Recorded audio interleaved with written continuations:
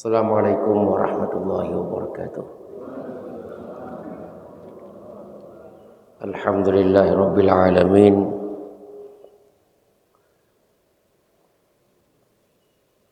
Wa sallallahu ala sayyidina Muhammad wa ala alihi wa sahbihi ajma'in, amma ba'du. Ya. Mukaddimahnya begini. Kasih. Bapak dan Ibu, mohon serius sedikit. Nah, ini mukaddimah ini. Bapak dan Ibu, mohon diseriuskan sedikit penggunaan sisa-sisa hidup. Saya ulang. Mohon diseriuskan sedikit untuk pemanfaatan dan penggunaan sisa-sisa hidup kita ini. Kita nggak tahu berapa lama lagi, kita nggak tahu. Tapi diseriuskan sedikit pemanfaatannya dan penggunaannya, sehingga ini ujung kalimat yang paling penting, sehingga kalau kita meninggal dunia tidak ada yang kita sesalkan.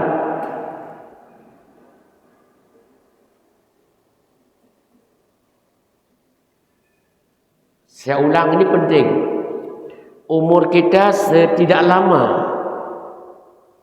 Sisa-sisa umur ini tolong diseriuskan penggunaannya, diseriuskan pemanfaatannya, sehingga pada saat kita harus pergi untuk selama-lamanya tidak ada yang disesalkan.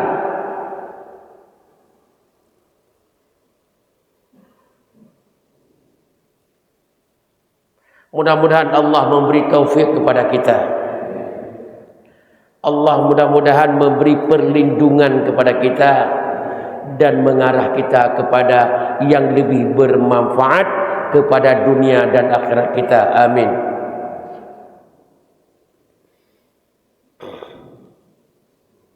Bapak dan Ibu sekalian yang dirahmati Allah,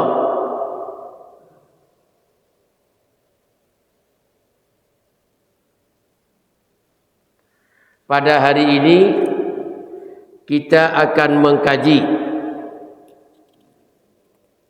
beberapa hadis yang berkaitan dengan bab persamaan dalam pemilihan jodoh.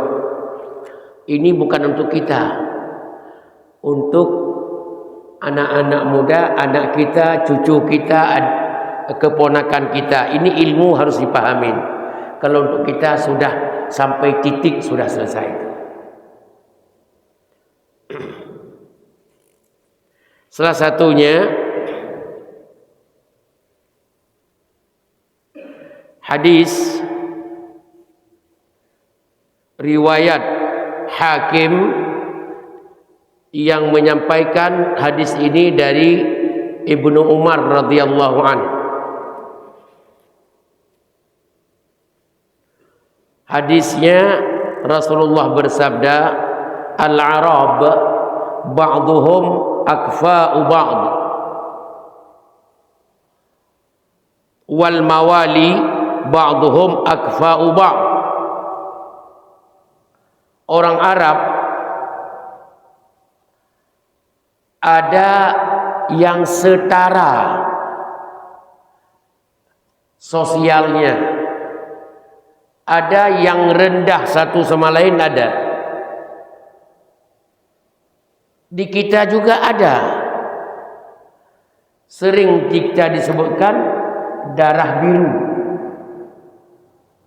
Saya nggak tahu sampai sekarang darahnya kok darah biru, yang ada darah merah.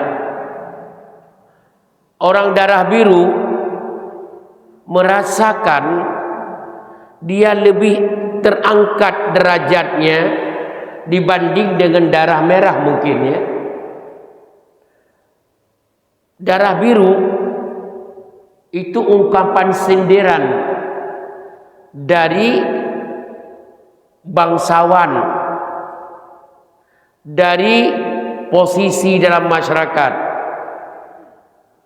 Boleh enggak darah biru, darah merah? Ini istilah Indonesia. Kalau ngukur ke Arab, hadis Rasulullah riwayat Al-Hakim adalah sah-sah saja perbedaan itu. Sah-sah saja. Al-Arabu ba'duhum akfa'u ba'd. Ada daerah beberapa komunitas dia tidak bisa nikah dengan komunitas yang lain karena agak darah biru. Di sana darahnya tidak biru. Itu terjadi di Arab. Maka suku A di Arab lebih mulia dalam pandangan mereka dari suku B. Suku B itu sendiri dalam pandangan mereka lebih terangkat derajatnya dibanding dengan suku C. Perbedaan-perbedaan itu ada. Perbedaan itu ada. Dalam perkawinan, udah mulai. Dalam perkawinan masih digunakan. Tapi dalam komunitas pergaulan sosial tidak berlaku. Tapi dalam perkawinan masih digunakan.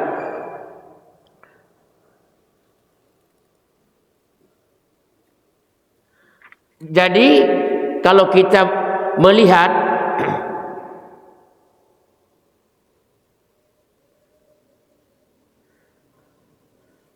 komunitas di Arab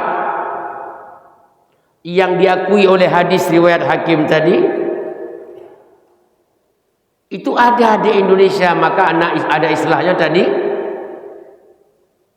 komunitas darah biru. Malah sekarang semakin menajam. Saya tidak sebutkan, ada daerah-daerah, ini karena sensitif ini tidak disebutkan. Ada daerah-daerah yang masih mengklaim suku mereka lebih terhormat dari suku daerah-daerah lain di Indonesia. Masih ada. Masih ada. Untuk perkawinan masih berlaku. Tapi bukan sebuah kewajiban untuk kita pegang. Contoh, suku A yang tadi di Indonesia yang mengklaim dirinya lebih naik derajatnya daripada suku B, dulu suku ini nggak mau nikah dengan suku B, wibawanya tidak terhormat, dia mencari sama-sama sukunya. Suku B juga tidak berani melamar ke suku A karena tahu diri. Ada. Pertanyaannya, agama melihatnya memperbolehkan. Tetapi kalau suku A tadi mau nikah dengan suku B, nggak apa-apa. Dalam agama tidak ada masalah. Ya, baru tajam sedikit. Suku A sebenarnya enaknya disebutkan nama suku, tapi nggak boleh. Ini sensitif ini. Ini komunitasnya apa istilahnya? Apa? Ini komunitas campuran, heterogen. Ya. Tidak boleh disebutkan. Suku A ini, maaf dengar baik-baik, si perempuan suku B yang rendah, si laki-laki. Boleh enggak si laki-laki yang rendah tadi dari suku rendah melamar si perempuan yang suku terhormat? Sebenarnya enggak ada masalah, sah-sah saja. Cuma kalau perempuan itu menggugat, itu walinya tanggung jawab, tidak sah nikah nanti. Kenapa saya dinikahkan dengan orang rendahan? Nah, ke situ. Makanya ada di sini di Indonesia, maaf, beberapa keturunan yang dianggap keturunan garis biru, darah biru. Mereka nggak mau perempuannya dinikahkan oleh orang biasa, nggak mau. Sementara dia darah biru berani aja melamar orang-orang biasa. Nah, ini masih berlaku. Sebenarnya kalau kita lihat, apakah kewajiban?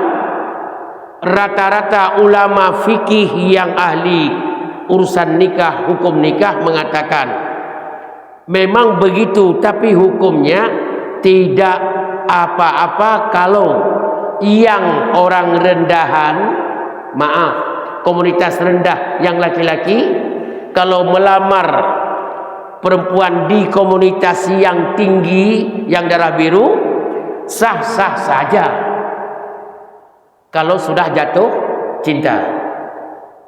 Makanya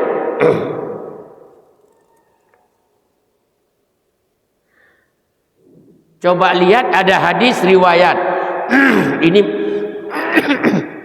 ini untuk memperkuatkan apa yang kita bicarakan tadi. Hadis riwayat Imam Muslim. Fatimah binti Qais radhiyallahu anha berkata, Rasulullah sallallahu alaihi wasallam kepada Fatimah binti Qais, Fatimah, angkihi Usamah, kamu, saya boleh sarankan nikah dengan Usamah. Usamah itu adalah Usamah bin Zaid. Nikah dengan Usamah, sahabat Nabi.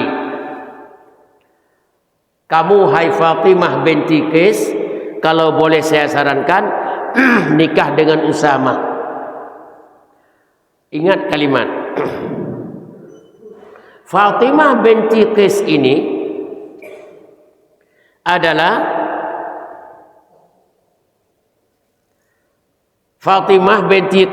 adalah keturunan terhormat. Keturunan terhormat. Dan Usamah, maaf, keturunan, maaf, agak di bawah. Makasih. Agak di bawah. Di sini membolehkan, Rasulullah memperbolehkan seorang laki-laki yang suku rendah. Ini jangan dibayangkan suku Dayak ya. Dulu, sekarang suku Dayak hebat. Wakil presiden siapa? Yang dari suku Dayak? Ini kurang membaca atau tidur ini? Ulang. Wakil presiden Indonesia yang dari suku Dayak. Suku Dayak. Tapi wakil presiden loh, siapa? Yang bilang Hamzah Has tanggung jawab dunia akhirat. Benar. Tuh. Beliau wakil presiden RI. Kalau begitu, suku Dayak sekarang jangan direndahkan. Mungkin dulu semasih Mas Hadi hutan, kita juga suku Jawa ada yang pernah di hutan dulu. Suku Sumatera ada juga. Tapi sekarang kan perbedaan sudah lain. Sudah masuk wilayah ya dunia modern. Suku yang dulunya hina sekarang sudah mulai mereka terhormat. Ya. Makanya dalam Islam tidak boleh berbangga dengan zaman dulu. Tahu nggak kalian suku Betawi dulu? Tahu nggak kalian suku Sunda dulu, suku Aceh dulu, suku Minang dulu? Itu kan dulu. Dulu.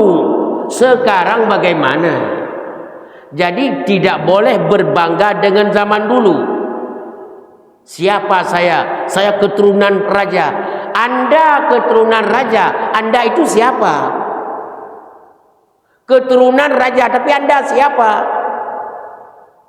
Dulu ayah kakek Anda menyelamatkan negara, berjuang membela negara. Sekarang Anda cucu mereka, siapa? Orang yang membangkrutkan negara. Beda memang. Kakek saya kan keturunan pembela agama. Iya.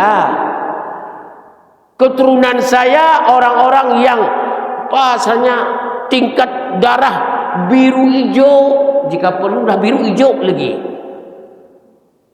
Iya. Pertanyaannya bukan mereka. Kamu sekarang keturunan mereka, siapa kamu?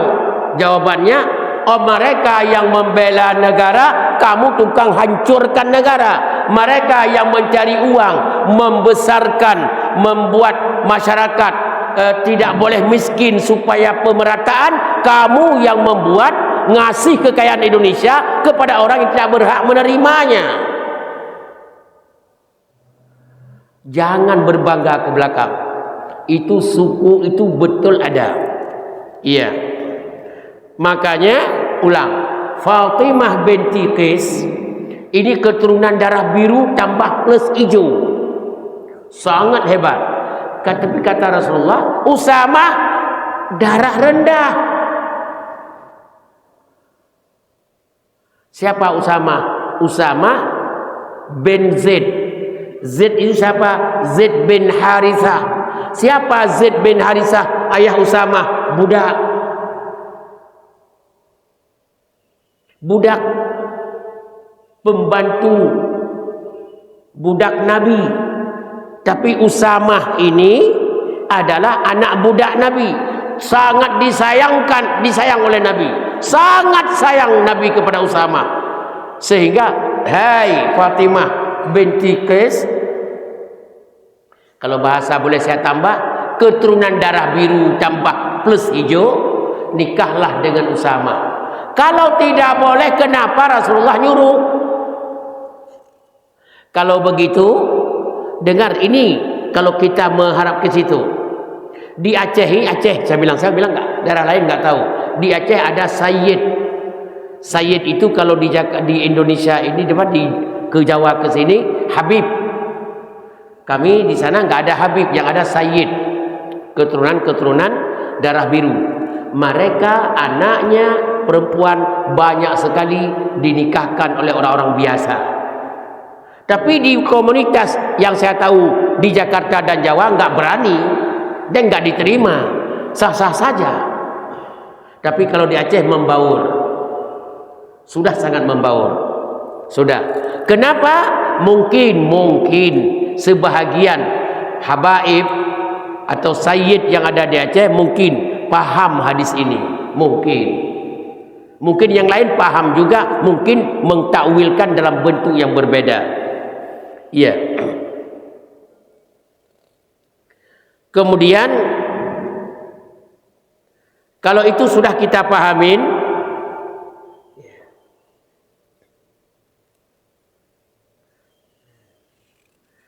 tolong kita paham bagaimana dengan putri Rasulullah sallallahu alaihi wasallam. Hadis putri Rasulullah sallallahu alaihi wasallam yang menikah dengan non muslim.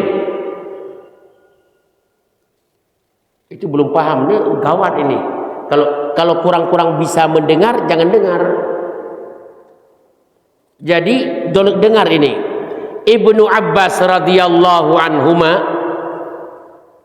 dalam hadis riwayat Imam Ahmad dan Al-Hakim, Imam Ahmad, Abi Dawud, Tirmizi dan Ibnu Majah, dan disahihkan hadis ini oleh Imam Al-Hakim. Nabi sallallahu alaihi wasallam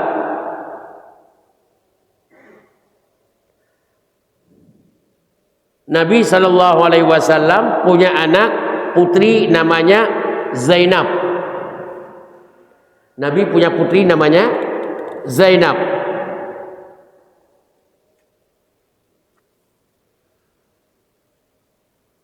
Nabi punya putri namanya Zainab. Nikah dengan siapa? Dengan Abil As. Abil As. Abil As itu nama jahiliyah. Abi bapa, Al-As pelaku maksiat. Abil As seorang anak muda pelaku maksiat. Itu kalimat nama. Orangnya mungkin tidak seperti itu. Jadi namanya bapak pelaku maksiat, namanya Abil As. Masa jahiliyah nikah dengan putri Nabi. Putri Nabi menikah Abil As dengan putri Nabi sebelum Nabi dilantik menjadi rasul. Sebelum Nabi dilantik menjadi rasul. Putri Nabi siapa namanya? Zainab, nikah dengan Abil As. Di saat Nabi menjadi rasul, kan berdakwah. Komunitas-komunitas masuk Islam, termasuk keluarga. Zainab ini putri Nabi bergabung dengan ayahnya Islam, dengan Nabi. Sudah jadi muslimah. Jawab dulu. Jelas? Jangan pura-pura tidur. Jelas? Zainab nikah dengan Abil As sebelum Nabi jadi rasul. Begitu putri Nabi kan menantu Abil As, menantu Nabi sebelum Nabi menjadi rasul. Begitu Nabi menjadi rasul, dakwah berjalan, mulai komunitas bergabung dengan Islam, masuk Islam, termasuk putri beliau, putri Nabi masuk Islam, Zainab. Suaminya masuk? Enggak. Suaminya putri Nabi enggak masuk Islam. Berarti maknanya apa? Sepintas saja Nabi punya menantu non muslim, kan begitu jadinya. Punya menantu non muslim namanya Abil As. Karena begitu anak Nabi masuk Islam bersama ayahnya Nabi, menantunya nggak mau ikut, masih membangkang. Kan biasalah. Ini contoh, kita punya menantu laki-laki, ayahnya biasa. Begitu ayah bergabung dengan partai tertentu, menantu ikut nggak ke partai itu? Nah, di sini nggak ada partai, susah sih. Begitu mertuanya gabung dengan sebuah partai, menantu ikut nggak? Belum tentu. Dia masih ikut partai lama, partai jahiliyah. Nabi sudah mengajak kepada Islam, komunitas baru. Menantu masih di komunitas lama, nggak mau. Sudah. Akhirnya, dengar baik-baik, Zainab muslimah karena anak Nabi. Suami Zainab menantu Nabi non muslim. Berapa lama? Nabi mencoba bilang kepada Zainab, coba sampaikan kepada suamimu bergabung. Sampaikan kepada suamimu, nak, anakku yang baik Zainab, sampaikan kepada suamimu bergabung. Disampaikan oleh Zainab kepada suaminya. Suaminya masih kekeh di luar Islam.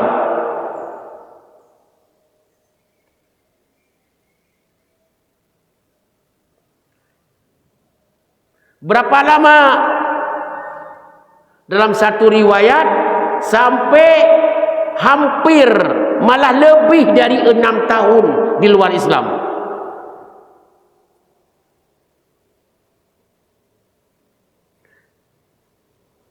Ba'da sitti sinin, lebih 6 tahun menantu Nabi non muslim. Ini tolong bertanya nanti yang enggak paham. Ini sensitif, saya bilang, ngomong sensitif, tapi harus paham kita. Akhirnya sadar Abil As, sadar ingin bergabung dengan komunitas mertuanya, yaitu Rasulullah, ingin bergabung dengan istrinya, putri Rasulullah, yaitu Zainab. Rasulullah nerima enggak? 6 tahun di luar Islam. Nerima enggak? Rasulullah sallallahu alaihi wasallam dalam hadis riwayat Ahmad dan Al-Hakim dari Ibnu Abbas radhiyallahu anhuma, Nabi mengajak Abil As untuk kembali lagi kepada istrinya setelah 6 tahun lamanya berpisah dalam keadaan suaminya non muslim, menantu beliau. Akhirnya sadar menantu, balik lagi masuk dalam Islam, bukan balik lagi, masuk dalam Islam, balik lagi kepada istrinya, putri Nabi. Dan apakah akan dinikahkan ulang? Ini pertanyaannya. Akankah dinikahkan ulang karena istri muslimah, suami non muslim berapa tahun? 6 tahun lebih. Begitu berkah Rasulullah, ini menantu ini balik lagi kepada istrinya. Jadi menantu Rasulullah bergabung dengan anaknya, dengan anak Rasul, bergabung dalam keadaan Islam, masuk Islam. Dinikahkan ulang? Tidak. Jawabannya walam yuhdis nikahan, dan tidak ada istilah memperbaharui nikah, tidak. Tidak memperbaharui nikah. Coba bayangkan. Di sini ulama-ulama banyak sekali komentar. Tapi kita nggak usah komentar, memahami aja dulu.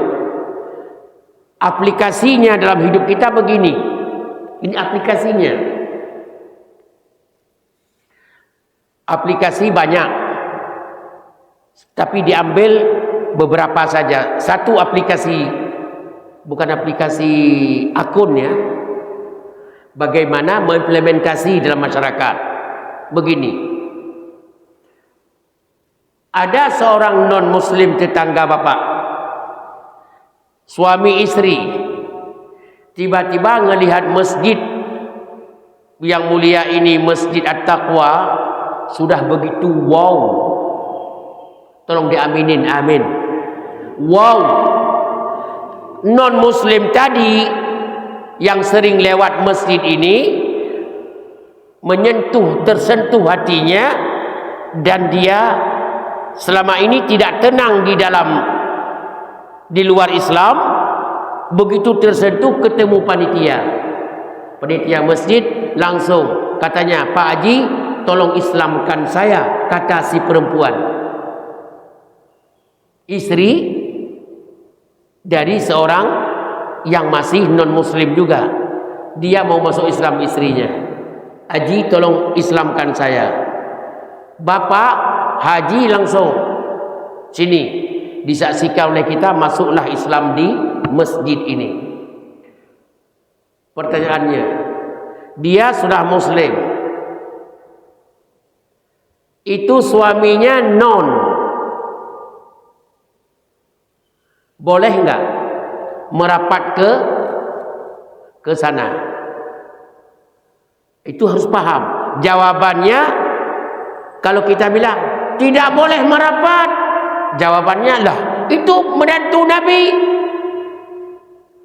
Kan begitu. Jawabannya, setelah Zainab masuk Islam, menantu Nabi tidak pernah ketemu Zainab. Itu yang harus dipahami. Ininya implementasi. Jadi menantu Nabi Abil As tidak pernah ketemu Zainab setelah Zainab Islam.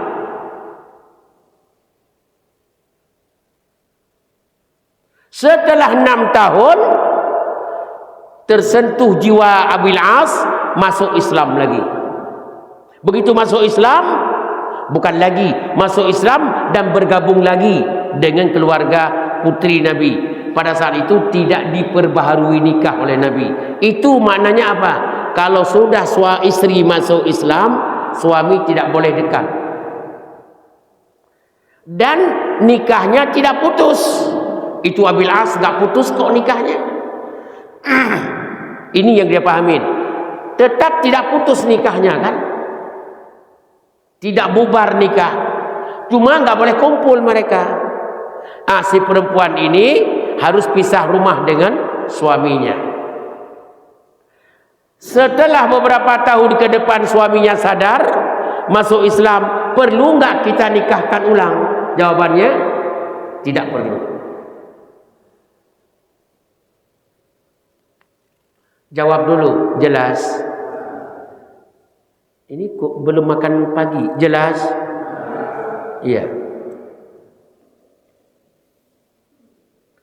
Itu adalah hadis riwayat Imam Ahmad dan Abi Dawud, Tirmizi, Ibnu Majah dan Hakim. Tapi ada hadis yang lain. Ya. Dengar, itulah hadis. Hadis satu lagi, anna Nabi sallallahu alaihi wasallam. Ini perlu sekali dengarnya. Nabi sallallahu alaihi wasallam radda ibnatahu Zainab alal Abil As binikahin jadidin. Itu coba lihat. Hadis yang lain riwayat Imam Tirmizi dari hadis Ibnu Abbas juga. Rasulullah begitu Abil As mau bergabung lagi dengan putri Nabi, istrinya Zainab tadi, Rasulullah ikut menikahkan ulang Abil As supaya halal istrinya kepada beliau, nikah ulang. Itu tolong dengar. Berarti tentang masalah yang tadi tidak perlu dinikahkan ulang. Yang kedua ini, hadis ini perlu dinikahkan ulang. Kalau begitu, kenapa ada dua riwayat? Dua jalur. Yang kedua jalur ini saling bertentangan. Yang satu, menantu Nabi sudah lama di luar Islam, kemudian diterima kembali oleh Nabi waktu masuk Islam tanpa nikah ulang dengan putri Nabi, dengan anak Nabi. Dianggap saja menghilang sebentar. Kenapa hadis yang kedua mengatakan Abil As mau balik kepada istrinya setelah masuk Islam, dinikah kembali oleh Nabi sebagai pembaharuan nikah, memperbaharui nikah. Kenapa ada dua jalur?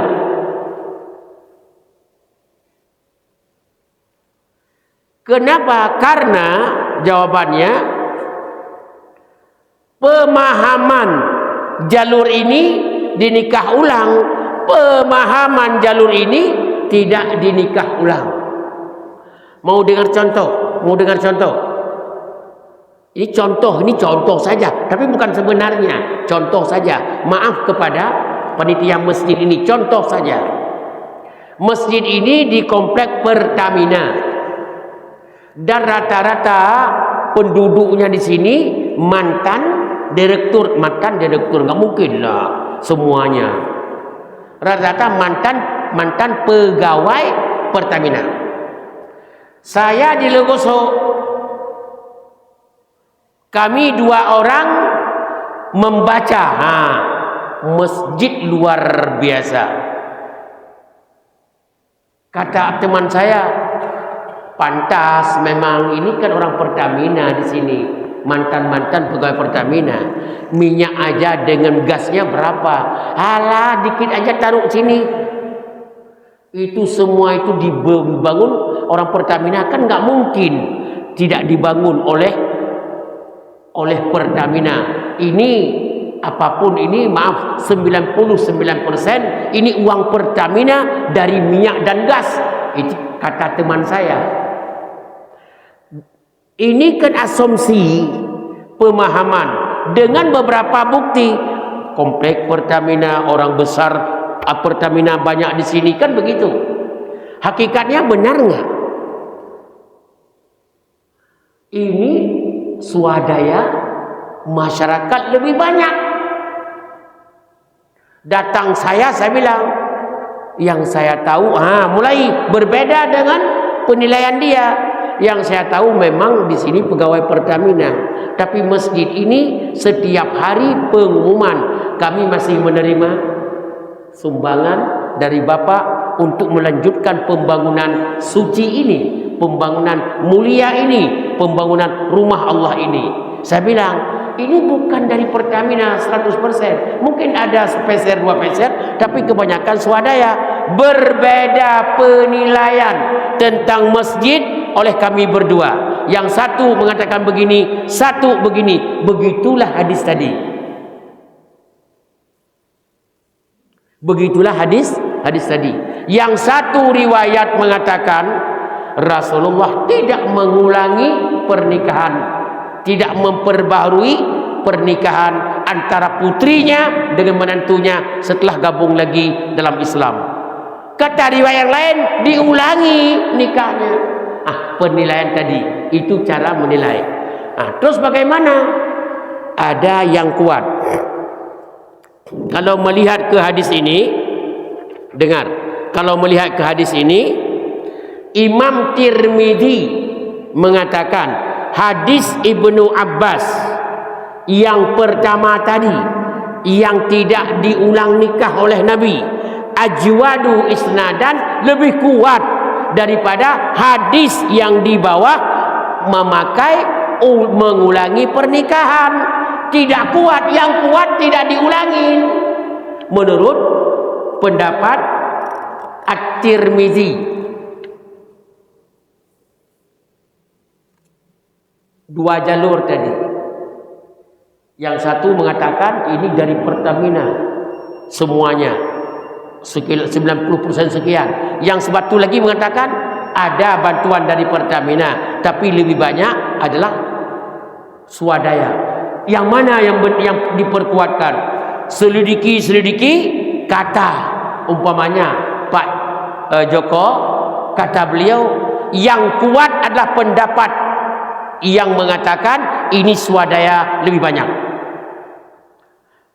Antara diulangi nikah dengan tidak diulangi nikah, jawabannya yang paling kuat adalah tidak diulangi nikah.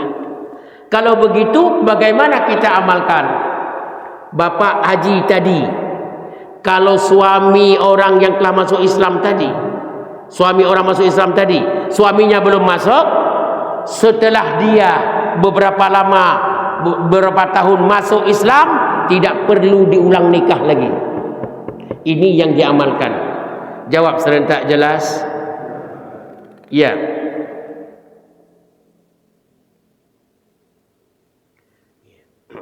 Ini penting. Yang lebih penting bukan ini sebenarnya. Yang paling penting, pertemuan yang akan datang, tolong catat ibu. Ibu wajib catat ini. Dan yang datang ke sini tidak cukup ini. Akan datang ibu 2 kali lipat lebih banyak datang. Kenapa? Judulnya adalah bergaul suami dengan istri secara adil tanpa menzalimi. Bagaimana tata caranya? akan disebutkan di dalam hadis nanti. Kita kembangkan. Dan pertemuan akan datang lebih seru. Kenapa? Ibu banyak bertanya. Karena menyentuh tentang hubungan keadilan rumah tangga. Bu, tolong bawa lagi, enggak usah banyak-banyak, 60 orang lagi bawa ke sini. Dan bapak-bapak, kalau mau mendengar, mau jadi suami yang husnul khatimah, di sisa-sisa sudah lanjut begini, datang pertemuan akan datang, kita akan bicarakan tentang berpergaulan suami istri dalam segi keadilan atau kezaliman. Jangan-jangan yang sekarang kita anggap sebuah keadilan, jangan-jangan hadis mengatakan itu sebuah kezaliman. Yang dianggap oleh suami atau istri, oleh suami kepada istri, oleh istri kepada suami, yang kita anggap kezaliman selama ini, malah kita gugat untuk bercerai, jangan-jangan itu sebuah keadilan. Kapan kita bicarakan Pak Joko? Pertemuan yang akan datang. Doakan kita semua sehat walafiat. Dan doa yang akan datang bulan depan ini sudah dibuka ini. Dan emas 24 karat sudah berkilau. Kita lihat semua insya Allah. Amin. Bapak, maaf. Mendengar di pertemuan akan datang penting, tapi berusaha menyelesaikan secepatnya masjid ini lebih penting dari segala-galanya. Amin. Ya. Dengar baik-baik. Ibu, judulnya apa? Pertemuan akan datang, keadilan rumah tangga. Ada ibu Ciputat, ini kasus, selalu mendorong anak putrinya, anaknya perempuan untuk minta cerai sama suami. Terus kamu minta cerai, duit apa dikasih cuma sebulan segitu? Itu namanya tidak ada nafkah. Cerai, mbak kamu cantik nak, tetangga-tetangga kantormu semua melihatmu, padahal lihat doang. Akhirnya apa kejadiannya? Dia pun menggugat cerai. Sebelum diputuskan oleh hakim, saya dipanggil oleh hakim untuk makan-makan. Bukan urusan hakim, karena murid saya hakim itu, untuk makan-makan. Ngomonglah tadi, sepakatlah kami dengan ilmu yang ada, itu nggak boleh diceraikan. Itu sebuah keadilan, lebih tinggi keadilannya suami kepada istrinya. Ngapain? Tapi maknya dorong-dorong suruh cerai. Karena itu yang kita bahas ke depan, supaya ibu dan anak-anak ibu, cucu-cucu kita ibu, semuanya tidak jauh daripada agama Allah dan tidak salah mengambil kesimpulan. Jawab serentak jelas. Ayo. Awal pertemuan di bulan November. Ya. Saya sudah ada jadwal bulan November itu. Setelah dari sini buru-buru. Kalau ada umur panjang. Jadwal masuk tadi malam, buru-buru.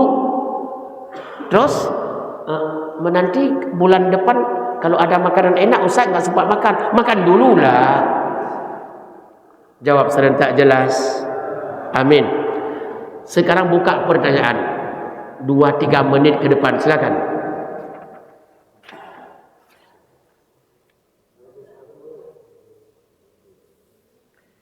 Ibu, masya Allah, silakan Bu.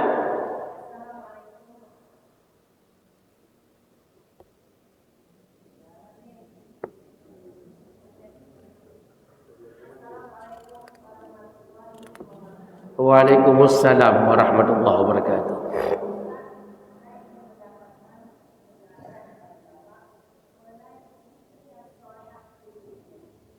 Istri yang salihah.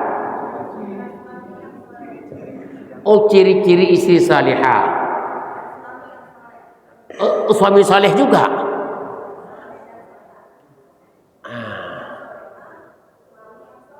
Iya. Iya. Waalaikumsalam. Ibu ini masuk surga sebelum dibuka surga oleh Allah. Masuk dari mana, Bu? Lompat pagar. Jawabannya, coba lihat. Halaman 423, 424, 425 sampai puluhan halaman berbicara untuk jawaban ibu dia akan datang. Itulah yang salah satu akan dijawab oleh hadis ini. Bagaimana ciri-ciri suami yang saleh? Ciri-ciri istri yang salihah. Itu dibicarakan secara detail di pertemuan akan datang.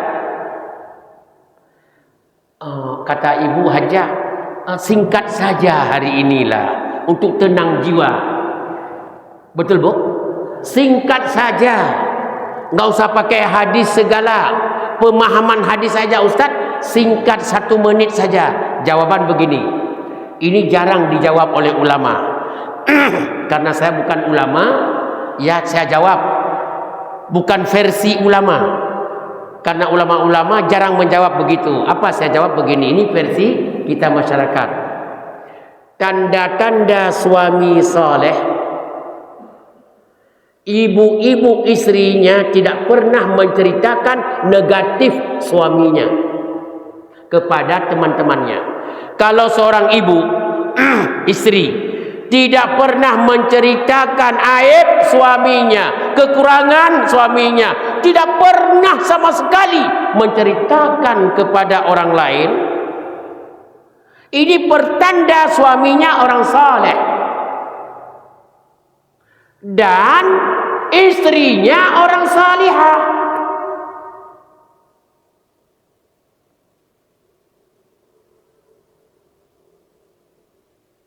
Ini kok goyang-goyang, berpikir ke rumah tangga masing-masing ya? Bukan, ini istri saya, suami saya, begitu itu aja. Saya lihat yang goyang itu 99% goyang kepala semua tadi. Sebelah sini banyak. Ada 2 yang agak tua, diam aja. Kenapa? Nggak ada istrinya lagi. Jawab serentak jelas. Ini canda pagi nggak apa-apa ya, canda dikit. Ulang, Bu. Jawaban ini paling penting, jawaban singkat ini. Yang rincian nanti. Bagaimana kita paham suami kita saleh? Ciri-ciri suami saleh dan ciri-ciri istri salihah. Jawabannya, seorang istri dalam komunitas perempuan kepada seakrab apapun temannya dengan dia, tidak pernah menceritakan kekurangan suaminya. Apapun dalam masalah keuangan, akhlak, rumah tangga, enggak pernah dia ceritakan kepada teman-temannya. Ini pertanda bahwa suami ibu itu saleh dan istri beliau, istrinya itu adalah orang salihah. Coba angkat tangan yang tidak pernah menceritakan kepada suaminya. Angkat tangan, Bu. Di sini nggak usah angkat tangan, saya sudah yakin semuanya baik-baik saja. Berbeda dengan di Ciputat, tapi jangan disampaikan sana, kagak enak mah. Berbeda dengan daerah Ciputat. Ciputat tiap hari kalau ketemu temannya yang diomongin suaminya. Semua suami salah. Gayung bersambut 2 orang itu. Habis kopi tambah teh, habis teh tambah kopi, habis kopi tambah gula, habis gula tambah kue. Semuanya disilakan tentang suaminya, kekurangannya. Itu di sana. Di sini 11-12 kali. Enggak lah, di sini aman. Aman. Saya pernah dengar dari seseorang di sini, katanya ibu-ibu ini sumber kesalehan. Saya tanya, kenapa bapak banyak ke masjid? Jawabannya, karena istri-istrinya sering ke masjid. Allahu Akbar.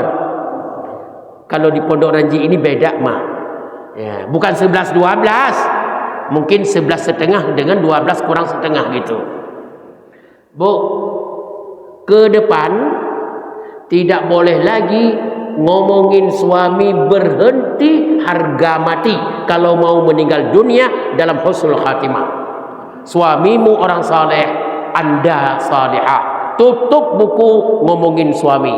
Itulah tanda suami saleh dan istri salihah. Masalah dalam rumah tangga, ya saling menasihati, tidak boleh keluar. Ini yang akan kita bicarakan ke depan. Luar biasa. Ibu Hajah yang bertanya ini, saya coba tantang. Ibu Hajah tolong bawa ibu, teman-teman ibu, enggak usah banyak, 20 orang saja. Selain yang ini ya, setiap ibu bawa 1 orang saja. Nanti bapak pembatas laki-laki perempuan pindah ke sini, ibu akan lebih banyak. Dan tidak sempat lagi mendengar kajian yang belak-belakan tentang rumah tangga melebihi kajian di Al-Taqwa Pondok Ranji. Dia akan datang insya-Allah. Betul-betul ini perbaikan akhlak moral 100%, dan saya yakin dengan ini keyakinan seorang pemberi materi. Saya yakinnya saya bisa bersumpah demi Allah, saya yakin mudah-mudahan yang mengikuti kajian dari ke depan dengan saya di awal hari Ahad, beberapa kali pertemuan, insya Allah kalau dia mengamalkannya kajiannya, meninggal dunia dengan serba kekurangan dalam ibadahnya, Allah ampuni dan Allah berikan penghuni surga Jannatul Naim. Yakin. Dan paling bagus pembicaraan ke depan. Ya, Bu, usahakan 1 orang 1 bawa teman. Jangan dibawa yang udah datang ke sini, yang belum datang. Untuk Ibu Hajah yang bertanya, bawa 20 orang. Dari mana dapatnya? Mana saya tahu. Sehat Ibu Hajah. Terima kasih semuanya. Ada lagi pertanyaannya? 1 lagi saja. Oh, 1 lagi ya, silakan. Terakhir. Silakan Ibu. Waalaikumsalam warahmatullahi wabarakatuh.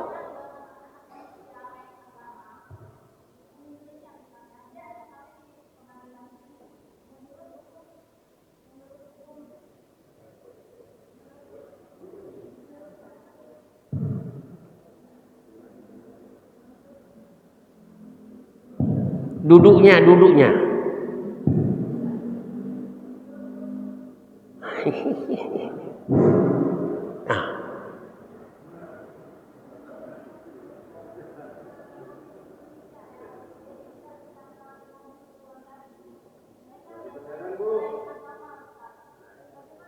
Ya, coba di Bapak yang terjemahkan. Enggak Bapak. Bapak saja sendiri ngomong.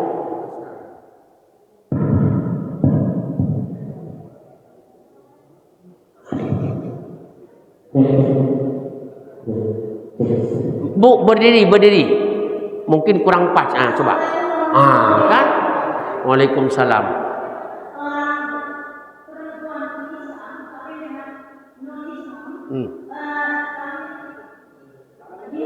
Jangan digoyang-goyang mic-nya.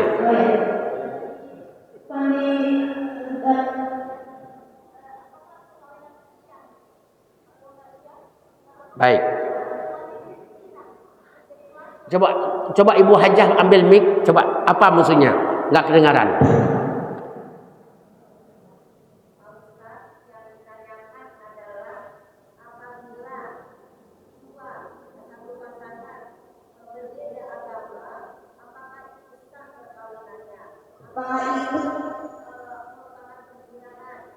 Ya, baik.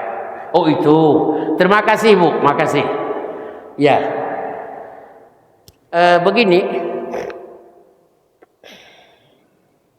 Di dalam agama, nikah beda agama, lihat yang berbeda dulu. Kalau yang berbeda agama itu adalah dia, agama yang berbeda itu adalah ahlul kitab, masih beriman kepada salah satu kitab, beriman kepada Taurat, beriman atau kepada Injil, beriman kepada kitab Zabur, Kalau salah satu kitab itu dia beriman, dia masih non muslim tapi masih beriman kepada kitab itu. Kitab Taurat asli, bukan Taurat yang sudah dipalsukan. Injil asli, bukan Injil yang sudah ditambah-tambahkan. Zabur asli, dan Zabur bukan Zabur yang ditambah-tambahkan. Kalau ini masih percaya kepada kitab ini yang asli, non muslim dia boleh nikah dengan orang Islam, dan kita orang Islam boleh nikah dengan mereka. Tapi pendapat jumhur kebanyakan ulama, seorang laki-laki muslim boleh nikah dengan perempuan yang percaya kepada ahlul kitab tadi. Sedangkan ahlul kitab yang laki-laki tidak boleh melamar anak perempuan muslim. Enggak boleh, muslimah enggak boleh. Kita saja yang muslim untuk melamar perempuan-perempuan yang masih di luar Islam tapi mengimani salah satu dari daripada tiga kitab itu, tapi yang asli. Itulah yang terjadi pada zaman Nabi. Kalau Abil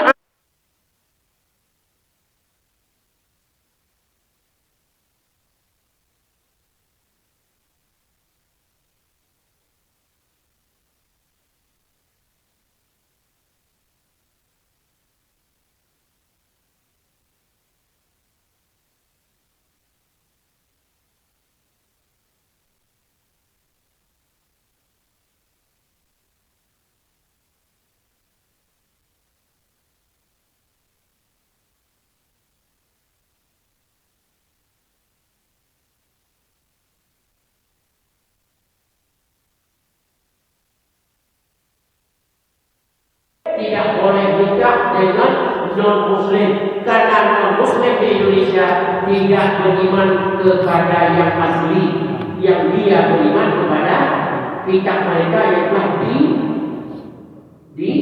ditambah kurangkan. Makanya hukum Islam yang pernah di Indonesia tidak boleh nikah berbeda agama. Adapun peraturan pemerintah ini jangan sampai salah, yang membolehkan nikah perbedaan agama. Di tetangga saya ada perbedaan agama, istrinya muslimah, tahlilan, suaminya non muslim.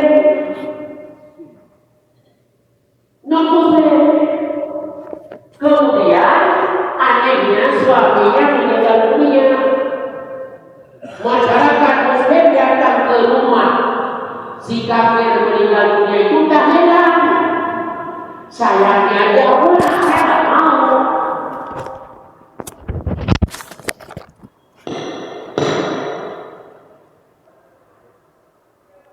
Saya diajak pulang, saya nggak mau. Kenapa? Karena yang ditahlilankan siapa? Non muslim.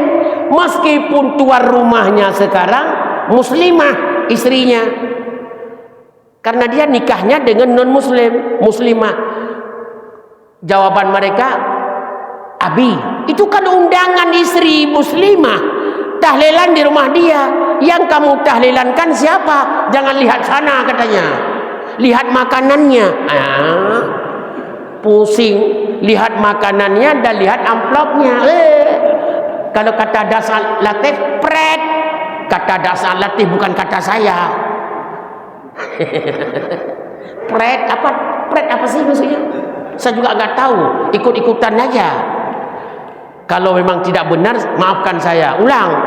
Memang ini yang ditahlilankan kepada yang meninggal. Disebutkan almarhum pula. Almarhum itu orang-orang yang telah mendapat rahmat Allah. Dari mana? Wong yang meninggal non muslim, kenapa bilang almarhum, almarhumah? Kalau almarhum, almarhumah, orang-orang yang meninggal dunia sudah diberi rahmat oleh Allah. Membenar nggak si kafir itu dapat? Saya bilang, tapi kan undangan istrinya. Istrinya kan muslimah, masuk pengajian-pengajian kita. Oh, jadi memenuhi undangan muslimah kan apa? Yang kamu tahlilan untuk siapa? Jangan lihat sana Ustaz, lihat undangannya siapa dulu. Oh ya, lihat undangannya, lihat makanannya, dan lihat terakhir kok tahu? Lihat amplopnya. Saya bilang astagfirullah, enggak jelas lagi Indonesia. Tetap pada posisi hukum Islam. Muslim non muslim tidak boleh nikah beda agama. Hukum Islam, hukum negara saya tidak campur, karena yang buat hukum negara DPR. DPR itu tidak semua salat, kebanyakan tidak salat. Buktinya kalau ada rapat nggak pernah ada yang salat, kata orang di DPR, kecuali 1-2 yang menghilang dari rapat untuk salat. Ini keputusan orang-orang begitu. Kalau korupsi rata-rata katanya, saya nggak tahu, nggak pernah korupsi, nggak tahu. Maaf, kalau itu keputusannya, keputusan negara diputuskan oleh orang tidak ibadah. Tapi tidak semua tidak ibadah ya. Ada yang salat, yang saleh ada di DPR, ada. Lebih saleh dari kita ada. Cuma yang tidak saleh banyak. Jawab serentak jelas. Nah, kan bukan saya yang ngomong, yang isi itu yang ngomong. Oleh karena demikian, Bu, kesimpulan untuk hukum Islam nikah beda agama, saya belum dapat sebuah dalil konkret yang bisa kita benarkan. Terima kasih. Mudah-mudahan yang hadir ini Allah jaga kesehatannya, Allah muliakan kesehariannya, Allah lancarkan urusannya, dan masjid yang mulia ini Allah percepatkan selesainya insya-Allah dengan izin Allah yang Maha Pengasih dan izin Allah yang Maha Penyayang. Subhanakallahumma wa bihamdika asyhadu an la ilaha illa anta astaghfiruka wa atubu ilaik. Wa sallallahu ala sayyidina Muhammad wa ala alihi wa sahbihi walhamdulillahi rabbil alamin. Maafkan saya. Wassalamualaikum warahmatullahi wabarakatuh.